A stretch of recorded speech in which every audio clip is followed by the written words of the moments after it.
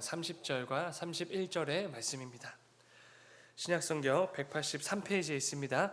요한복음 20장 30절과 31절의 말씀입니다.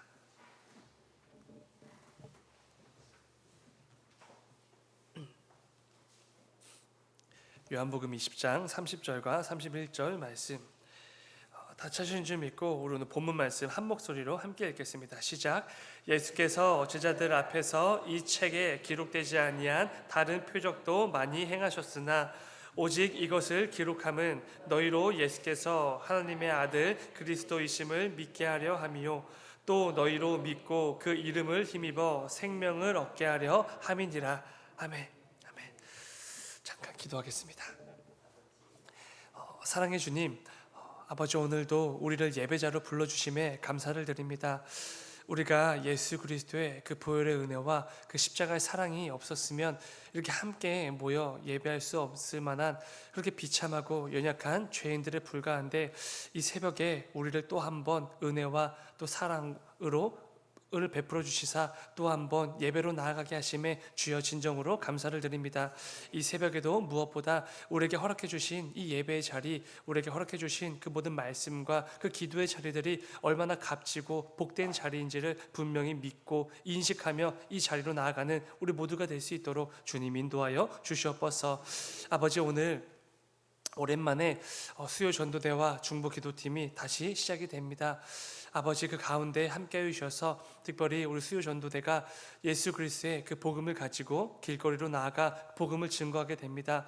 오늘도 만나는 모든 자들에게 예수 그리스도의 사랑을 마음껏 증거하는 귀한 수요 전도대가 될 수 있도록 인도하여 주시옵소서. 또 중보 기도팀이 함께 모여 이 나라와 또 이 지역과 또 우리 교회와 각 가정과 개인의 기도 제목을 붙들고 기도로 나아갑니다. 그 가운데도 하나님께서 함께 해주셔서 기도 제목 하나하나 부르짖고 함께 간구할 때마다 하나님께서 속히 응답하여 주셔서 하나님께서 여전히 우리와 함께 하시고 우리의 모든 그 기도 가운데 귀를 기울이시는 분이심이라는 게 분명히 체험되어지는 중보 기도팀이 될 수 있도록 아버지 은혜를 베풀어 주시옵소서. 아버지, 이 새벽에도 우리에게 주어진 이 본문 말씀을 통하여서 우리에게 꼭 필요한 하나님의 말씀과 하나님의 음성이 선포되는 이 새벽이 될 수 있도록 주님 인도하여 주시옵소서. 주님 감사합니다. 거룩하신 예수님의 이름으로 기도드렸습니다. 아멘. 아멘. 오늘 함께 읽은 말씀을 가지고 기적보다 중요한 것, 이런 제목으로 말씀 나누도록 하겠습니다. 가지고 계신 성경책을 보시면 오늘 본문 단락의 소 제목이 파란색 글씨로 이렇게 되어져 있습니다. 이 책을 기록한 목적.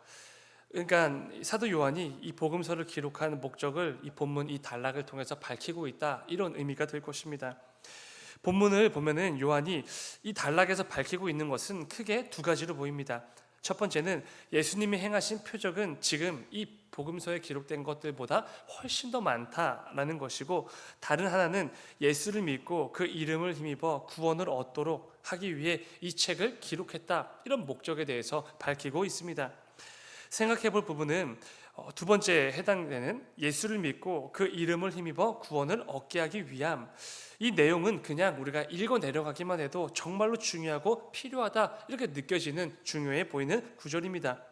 그런데 왜 굳이 그 앞부분에서 예수님이 행하신 표적은 원래는 더 많다, 이런 문장을 말씀으로 기록했는가? 이 부분은 살짝 의문이 들기도 하죠.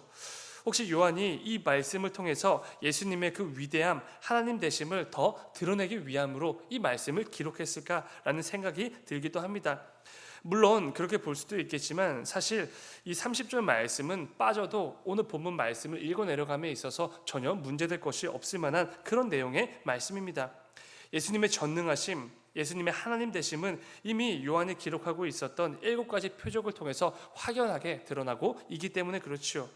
물을 포도주로 바꾸시고 병든 자들을 2번이나 고쳐주시고 오병이어 기적과 바다 위를 걸으셨던 그 기적을 보여주시고, 또 날 때부터 맹인이었던 자를 고치시고 죽은 나사로까지 살리신 이 7가지의 표적만으로도 이미 예수님의 위대함, 하나님 되심은 충분히 드러나 있습니다. 그렇기에 예수님의 위대함, 예수님의 하나님 되심을 드러내기 위해 본문 30절을 기록했다라고 보기에는 살짝 어색한 것이죠. 특별히 요한복음은 모든 복음서 중 가장 늦게 기록되지 않았습니까? 그래서 요한은 다른 세 복음서에는 있는 내용들 중에 그 중복되는 것들을 일정 부분을 빼고 요한복음을 기록하고 있습니다. 그러니까 이런 것이죠. 요한은 성령의 충만함을 힘입어서 이 네 번째 복음서를 기록할 때는 반드시 기록되어야만 하는 내용만 기록했다, 이렇게 볼 수 있습니다. 그러한 점에서 오늘 본문 30절에서처럼 예수님은 원래 더 많은 표적을 행하셨는데 그것들을 다 기록하진 않았다라는 부분이 조금 우리에게는 어렵게 다가오기도 하죠. 굳이 없어도 될 만큼 이 내용이 완전히 빠져버려도 요한복음을 읽어 내려감에 있어서 조금의 어색함도 부족함도 없는데 왜 굳이 이런 내용을 기록했을까?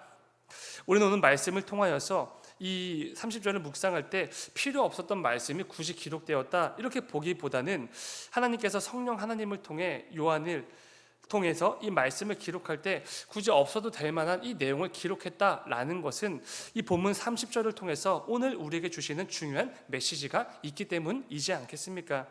이 새벽에는 이 말씀을 중심으로 우리의 삶을 함께 점검해 보려고 합니다. 우리가 잘 배워왔던 것처럼 우리가 나아가고 있는 이 신앙생활에는 본질적인 요소와 비본질적인 요소가 있습니다. 본질적인 요소는 반드시 있어야만 되는 것이고, 그러니까 빠지면 절대로 안 되는 것이고, 비본질적인 요소는 중요해 보이긴 하지만 정작 없어도 무방한 것, 이런 것들이 되겠지요. 예를 들면 지금 우리가 함께 모여서 이렇게 새벽 예배를 하고 있는데요. 이 예배에서 본질적인 요소는 무엇이겠습니까? 당연히 말씀이 되겠죠.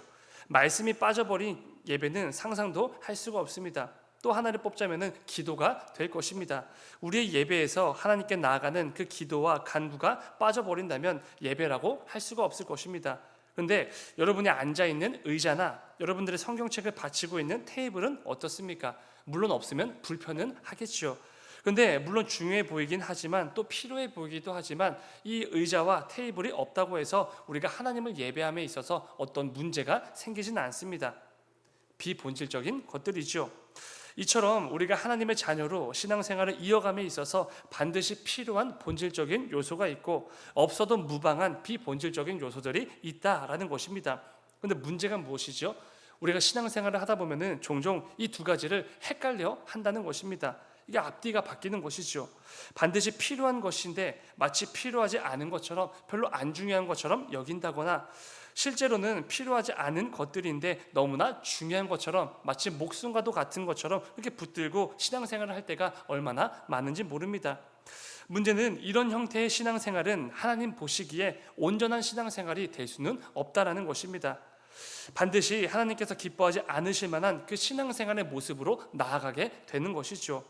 오늘 본문을 통하여서 사도 요한은 우리에게 이 중요한 진리를 가르쳐 주고 있습니다.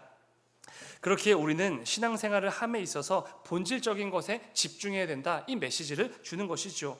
본문 30절을 다시 한번 읽어보면 이렇습니다. 30절입니다. 예수께서 제자들 앞에서 이 책에 기록되지 아니한 다른 표적도 많이 행하셨으나, 이 말씀에 의하면 요한이 복음서에 기록한 그 일곱 가지 표적보다 예수 그리스도께서 훨씬 더 많은 표적들을 행하셨다, 이런 의미가 됩니다. 그런데 그것들을 다 기록하진 않았다라는 것이죠. 7가지 표적만으로도 이미 넘쳐나는데 그 가운데 이 7가지 표적보다 더 위대하고 어쩌면 더 우리가 놀랄 만한 표적들도 많이 행하셨다. 근데 내가 기록하진 않았다라는 것이죠. 근데 여러분, 참 이상한 표현이지 않습니까? 왜냐면은 이 복음서라는 것은 기본적으로 복음 증거의 성격을 가지고 있는 책입니다. 예수 그리스도와 그분의 복음을 증거하기 위한 책이라는 것이죠. 그렇다면 복음 그 자체이신 예수 그리스도에 대해서 기록해야 된다면 사도 요한은 예수님에 대해서 어떤 것들을 기록하는 게 맞겠습니까? 예수님이 행하신 일들, 그 가운데 특별히 사람들이 열광하고 없던 믿음도 생기게 될 만큼 그 놀라운 기적들에 대해서 빼곡하게 기록하는 게 당연히 좋지 않겠습니까? 어떤 사람의 위인전이나 자서전을 보게 되어지면 보통은 자기가 이루어낸 어떤 일들이나 업적들을 아주 사소한 것들까지 꼼꼼하게 적어 내려가는 것을 보게 됩니다. 심지어 안 했던 일들까지 기록하고 내가 이루어낸 것도 아닌데 마치 내 업적인 것처럼 지어내서 쓰는 경우가 일반적이죠. 왜냐하면 그래야 사람들로 하여금 인정과 칭찬과 높임과 관심을 살 수 있기 때문입니다. 그런데 예수님에 대해서 기록한 요한은 오히려 그것들을 다 뺐다라는 것이죠. 예수님이 행하신 그 셀 수도 없이 많은 기적들 중 고작 7개만 기록했다라고 지금 요한이 말하고 있다라는 것입니다. 왜 그랬을까요? 혹시 요한이 예수님이 너무 유명해지시고 너무 인기가 많아지시면 피곤해지실까봐 그런 것들을 염두에 두고 7가지의 기적만 기록을 했을까요? 절대로 그렇지가 않죠. 애초에 예수님이 이 땅에 오신 목적이 그런 목적과 인기와 관심과 사랑들로부터 받게 될 칭찬에 있지 않았기 때문이겠죠. 예수님은 자신의 업적을 드러내시고 자신의 행한 기적을 하나하나 열거하면서 자신을 높이고 드러내고 사람들로부터 인정받기 위한 그 목적을 가지고 이 땅에 오신 게 아니기 때문에 그렇습니다. 예수님의 목적은 어디에 있으셨지요? 본문 31절이 기록하고 있는 것처럼 예수 그리스도를 믿고 그 이름을 힘입어 모든 영혼들이 영혼의 구원을 얻는 것, 이게 주님께서 이 땅에 오신 목적이지 않습니까? 예수님이 행하신 수많은 기적들은 그 목적을 이루는 도구에 불과했던 것이죠. 예수님의 하나님 되심, 우리의 구주가 되신다는 것을 드러내는 그 수많은 도구 중 하나에 불과했다는 것입니다. 그렇기에 예수님이 행하신 그 모든 기적들을 하나하나 일일이 적을 필요가 없는 것이죠. 그게 본질이 아니기 때문에 그렇습니다. 만약 그렇지 않으셨다면 오병이어 기적 직후에 사람들이 예수님을 억지로 왕으로 삼으려고 하실 때 예수님은 혼자서 산으로 향하지 않으셨겠죠. 오히려 그들을 힘입어 왕이 되셨을 것입니다. 근데 예수님이 행하신 기적은 그런 목적을 가지고 행하신 게 아니기 때문에 예수님은 혼자서 산으로 올라가 하나님 아버지께 기도하셨던 것이죠. 여러분, 예수님께서 이 땅에 오셔서 사역을 감당하실 때 행하셨던 그 수많은 기적들은 예수님의 그 사역에 있어서 본질적인 요소가 아니었습니다. 그저 도구에 불과한 비본질적인 요소였죠. 우리가 지금 함께 예배할 때 우리가 앉아있는 그 의자나 테이블처럼 별로 없어도 무방한 그런 것들이었다는 것입니다. 오늘 본문을 통해서 요한은 바로 이 진리를 우리에게 가르쳐 주고 있습니다. 그렇다면 왜 이 중요한 복음서의 그 한 문장을, 한 구절을 인용해서 이 말씀을 우리에게 주는 이유가 무엇일까? 간단하죠. 우리가 신앙생활을 함에 있어서 이 비본질적인 것에 늘 목숨을 걸고 있기 때문에 그렇습니다. 우리는 늘 반대로 생각하지요. 하나님께서 내 삶에 행하시는 이 기적이 마치 내 신앙의 전부인 것처럼, 내 믿음의 뿌리인 것처럼, 본질인 것처럼 너무나 쉽게 착각을 하기 때문이라는 것입니다. 그런데 오늘 말씀을 통해 명심하셔야 될 부분은 우리 신앙생활에 있어서 어떤 기적이나 어떤 체험이나 하나님께서 내 삶 가운데 행하신 그 놀라운 것들은 비본질적인 것에 불과하다는 것입니다. 근데 우리는 늘 기대하고 꿈을 꾸지요. 어떤 것을 기대하고 꿈을 꾸지요? 하나님께서 내 삶에 행하실 어떤 놀라운 기적, 내가 원하는 것들을, 내 소원들을 이루어지는 그런 놀라운 체험들, 이런 것들을 기대하고 꿈을 꿉니다. 어쩌면 우리의 기도 제목은 전부 다 내가 바라는 기적에 대한 기도일지도 모르지요. 물론 하나님께 내 모든 필요를 말씀드리고 구하는 것은 자녀된 우리로서 너무나 마땅한 모습입니다. 그런데 그것이 마치 내 신앙의 본질인 것처럼 내가 하나님을 믿고 하나님을 위해 사역을 감당하고 예수 그리스도를 향한 신앙을 고백하는 본질인 것처럼 착각을 하면 절대로 안 된다는 것입니다. 그 기적, 그 특별한 체험으로 인해 내 믿음이 서기도 하고 내 믿음이 순식간에 무너지기도 하는 것, 이것은 절대로 성경적인 올바른 믿음이 아니라는 것입니다. 유명한 분들이 전 세계나 전국을 다니면서 간증을 하는 집회를 종종 보게 됩니다. 대부분 이런 식이죠. 내가 가장 힘들고 가장 절망스러울 때, 스스로 목숨을 끊고 싶을 그 마음이 들 때에 예수님이 행하신 기적을 통해 살아났다, 내 사업이 성공했다, 내 병이 치료받았다, 이런 간증들이 대부분이지 않습니까? 이 간증들은 너무나 귀한 간증이죠. 하나님이 주신 은혜니까요. 그런데 우리가 분별해야 될 부분이 있죠. 내가 경험한 기적, 내가 경험한 특별한 체험이 하나님을 향한 내 믿음의 뿌리가 되어선 안 된다는 것입니다. 절대로 안 되지요. 기적이나 체험은 내 마음과 시선을 하나님께로 향하게 해주는 하나의 도구에 불과합니다. 없어도 그만인, 그냥 그저 그런 불가의 도구에 불과한 것이죠. 근데 마치 그 기적 때문에, 어떤 체험 때문에, 하나님이 내 삶에 행해주신 그 놀라운 일들 때문에 하나님을 믿고 예수님을 믿는다, 이건 너무나 위험한 믿음이라는 것입니다. 기적이 내 신앙의, 내 믿음의 시작의 동기가 될 수는 있어도 지금 내가 예수님을 믿고 하나님을 예배하는 이유가 되어선 절대로 안 된다는 것이죠. 왜 그렇지요? 기적 때문에 세워진 믿음은 오래가지 않기 때문에 그렇습니다. 그 기적이 끝나고 희미해지는 순간 순식간에 그 모든 믿음이 거품처럼 사라져 버립니다. 마치 하나님께서 내 삶에 기적을 행해 주시면 내 믿음이 더욱더 견고해지고 하나님을 향한 그 열심과 그 뜨거운 마음들이 더 증폭될 것 같지만 절대로 그렇지 않습니다. 우리는 그렇게 호락호락한 사람들이 아니죠. 하나님이 내 삶에 더 이상 기적을 행하지 않으시면 우리는 금세 하나님을 향한 믿음을 저버리게 됩니다. 거품처럼 그 모든 뜨거움들이 순식간에 사라져 버리는 것이죠. 예수님께서 오병이어의 그 놀라운 기적, 말도 안 되는 기적이죠. 그 놀라운 기적을 행하시고 난 후에 수많은 사람들이 그 기적 때문에 예수님을 따르기 시작했습니다. 제자가 되었죠. 오늘날로 치면은 정말 많은 사람들이 교회로 몰려오게 된 것입니다. 너무 많아서 예수님이 감당하실 수 없을 정도로 많은 성도들이 그때 당시에 생겨났지요. 그런데 그들 중 대부분은 예수님 자체가 아니라 그분이 행하신 그 기적을 바라보며 따라왔던 사람들이지 않습니까? 근데 중요한 것은 그들이 어떻게 되었는지 결과를 기억하고 계십니까? 예수님께서 더 이상 오병이어와 같은 기적을 그들의 삶에 행하지 않으시자 그들이 어떻게 되었죠? 요한복음 6장 66절을 보시면은 이렇게 말씀합니다. 그때부터 그의 제자 중에서 많은 사람이 떠나가고 다시 그와 함께 다니지 아니하더라. 이게 기적을 삶의 본질, 믿음과 신앙생활의 본질, 뿌리로 삼고 살았던 신앙생활했던 성도들의 결과라는 것입니다. 예수님이 더 이상 자신들이 원하는 기적을 행하시지 않으시자 그때부터 그들 중 대부분의 많은 사람들이 예수님을 떠났고 심지어 다시는 예수님 곁에 얼씬도 하지 않았다라는 것입니다. 여러분, 기적은 어떤 특별한 체험은 하나님께서 내 삶에 행하신 놀라운 일들은 내 믿음의 뿌리가 될 수는 없습니다. 우리 신앙생활의 본질이 절대로 아니라는 것이죠. 만약 예수님이 내 삶에 행하실 그 기적만을 바라보고 있다면 그것이 마치 내 신앙의 본질인 것처럼 내가 그것 때문에 예배하고 있는 것처럼 착각하고 있다면 우리 역시 언제라도 주님을 너무나 쉽게 떠나게 될 수 있다는 것입니다. 지금 여러분의 신앙의 뿌리에는 무엇이 있습니까? 반드시 생각해 보셔야 됩니다. 내가 매주 주일마다 주 앞에 나와서 예배하고 찬양하고 크고 작은 봉사로 사역으로 섬기고 있는 그 뿌리, 그 본질에 뭐가 있는지 꼭 살펴보셔야 됩니다.